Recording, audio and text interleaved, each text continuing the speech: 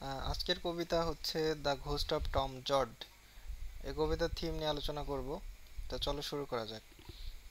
The main theme of the poem is the fight for justice and freedom. অর্থাৎ এই কবিতার যে মূল বিষয়বস্তু সেটা হচ্ছে আহ, ন্যায় বিচার এবং যে স্বাধীনতা, সেই স্বাধীনতার যে জন্য যে সংগ্রাম, সেটাই হচ্ছে এই কবিতার মূল বিষয়বস্তু। Tom Joad says he will always be with people who are poor, hungry and fighting for their rights.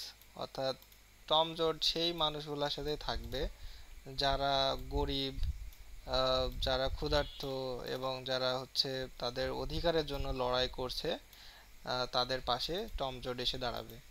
He stands with those, সে দাঁড়াবে তাদের সাথে, who want a better life, যারা ভালো একটা জীবন চায়।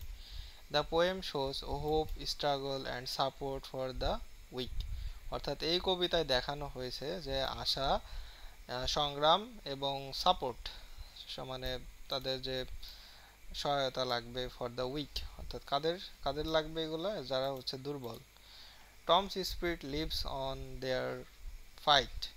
অর্থাৎ তারা যে সংগ্রাম করে যাচ্ছে পৃথিবীতে, যারা দরিদ্র অসহায় আছে, তাদের অধিকারের জন্য সংগ্রাম করে যাচ্ছে, তাদের পাশে অবশ্যই টমসের যে স্পিরিট, মৃত্যুর পরেও তার যে আত্মা, সেই আত্মা কিন্তু তাদের সাথে থাকবে যারা সংগ্রাম করে যাচ্ছে।